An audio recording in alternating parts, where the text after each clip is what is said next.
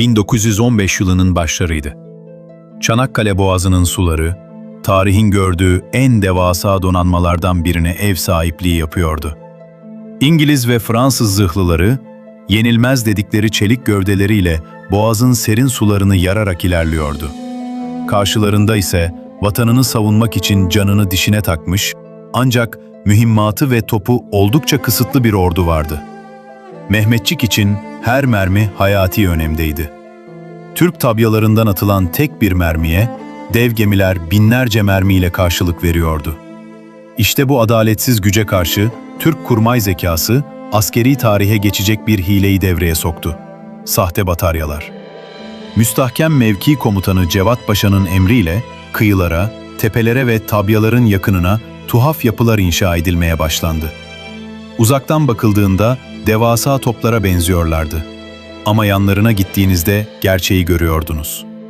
Bu dev silahlar aslında eski soba boruları, ağaç kütükleri ve tekerlekli at arabalarından başka bir şey değildi.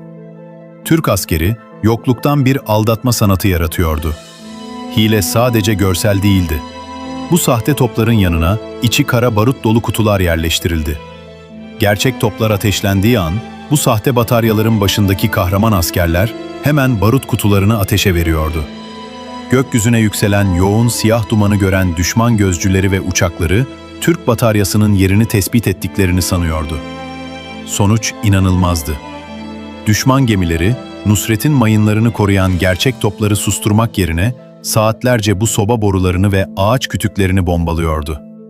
Tek bir soba borusunun olduğu noktaya tam 500 ağır mermi atıldığı oluyordu. Düşman, mühimmatını ve vaktini koca bir hiç uğruna harcarken, gerçek toplarımız, gizlendikleri yerlerden ölümcül darbelerini indirmeye devam ediyordu. Bu sahte topların başında beklemek, belki de tetiğe basmaktan daha zordu. Çünkü barutu yaktığınız anda, üzerinize yüzlerce merminin yağacağını biliyordunuz. Tarih, sadece duman çıkarmakla görevli olup, ateş altından bir adım geri gitmeyen bu isimsiz kahramanları, topçu alayının ilk cesaret nişanlarıyla onurlandırdı. Çanakkale, sadece çeliğin çeliğe karşı savaşı değildi. Aynı zamanda bir inancın ve zekanın, en modern teknolojiyi nasıl dize getirdiğinin hikayesiydi. O gün o soba boruları, devasa zırhlılardan daha etkili birer silahtı.